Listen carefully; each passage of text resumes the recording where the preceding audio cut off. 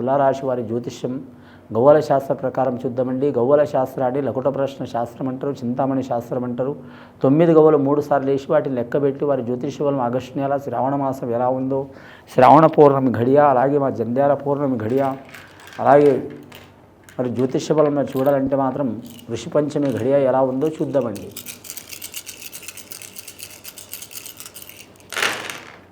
తులారాశి వారి జాతకంలో 3 గవ్వలు పడ్డాయండి. వారి జాతకంలో గురు మహారదశ చాలా మంచిగా గవ్వలు పడ్డాయండి.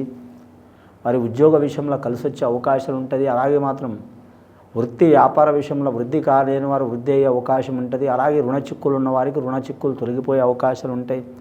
బాధ్యతలు పెరిగే అవకాశాలు ఉంటాయి. ఒకటి పోతే ఒకటి బాధ్యతలు పెరిగే అవకాశాలు ఉంటాయండి. అలాగే మాత్రం భార్యాభర్తల కుటుంబ స్థానంలో మాత్రం కొన్ని అవాంతరాలు ఏర్పడే అవకాశాలు ఉంటాయి. మనస్పర్ధాలు వచ్చే అవకాశాలు ఉన్నాయి. ఎన్ని మనస్పర్ధాలు వచ్చినా మాత్రం ఓపిక చాలా అవసరం ఉంటుంది. చిత్రా నక్షత్రం వారికి శుభయోగాలు ఉంటాయండి. స్వాతి నక్షత్రం వారికి కొన్ని ఆటంకాలు చిక్కులు చికాకులు వచ్చే అవకాశాలు ఉంటాయి.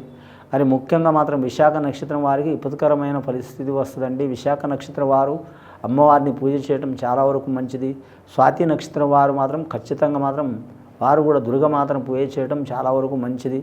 అలాగే షిరిడి సాయిబాబా సందర్శన చేయటం, మంత్రాలయం రాఘవేంద్ర స్వామిని పూజ చేయటం మంచిది.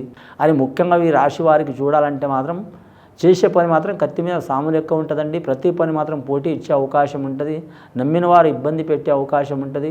ఇంట్లో కొద్ది వరకు ఒకరి మనసులో ఒకరు ఉండరు, ఎవరి ఆలోచన వారికే ఉంటుంది. నమ్మిన వారు ద్రోహం చేసే అవకాశం ఉంటుంది. ధన విషయంలో చాలా జాగ్రత్తగా ఉండాలి. రాశివారు సామాన్యంగా ఎవరికి నమ్మరు, నమ్మినట్టే ఉంటారు, మాత్రం చాలా జాగ్రత్తగా ఉంటారు. వీరు జ్యోతిష్యంలో నమ్మినంటే ప్రాణం ఇస్తారు, నమ్మలేదంటే ఒకసారి మోసపోయినంటే రెండోసారి అస్సలు నమ్మరు. అసంటి స్వభావం ఉంటుంది, మొండి స్వభావం ఉంటుంది, గుణం భోళా గుణం ఉంటుంది. కానీ తొందరపాటు నిర్ణయాలు కూడా ఎక్కువ ఉంటాయి తులారాశి వారి జాతకంలో. అంటే వీరికి వీరే రాజు అవుతారు, వీరికి వీరే మంత్రి అవుతారు, వీరికి వీరే బంట అవుతారు. సొంత బుద్ధి ఆలోచన మీద నడిచే అవకాశాలు ఉంటాయండి. స్వయం కృషి మీద బాగుపడే అవకాశాలు ఉంటాయి. ముఖ్యంగా విదేశానం వేరే దేశం వేరే రాష్ట్రం పోవాలనుకునేవారు టైం తీసుకోవాల్సిన అవసరం ఉంటుందండి. అలాగే వివాహ కళ్యాణ శుభకార్యాలు చేయాలనుకునేవారు కూడా నిదానంగా చేయటం మంచిది. మంచి ముహూర్తాలు నడుస్తున్నాయి. అలాగే మాత్రం గ్రహకాల టైంలో చూడాలంటే మాత్రం కొన్ని ఇబ్బందులు చిక్కులు చికాకులు వస్తాయి. శ్రావణ మాస గడియలు మాత్రం పౌర్ణమి టైంలో మాత్రం మంచి ఫలితాలు కలిసి వచ్చే అవకాశాలు ఉంటాయి. సోదరి సోదరుల సహకారం ఉంటుంది. మిత్ర సన్మిత్ర ప్రాప్తి వస్తూ ఉంటుంది. ఆకస్మిక ధనం మీరు చేతికి అందే అవకాశం ఉంటుంది. గత కొన్ని సంవత్సరాల నుంచి పడుతున్న ఇబ్బందులు చిక్కులు చికాకులు దారిద్ర్య బాధలు తొలగిపోయే అవకాశాలు ఉంటాయండి.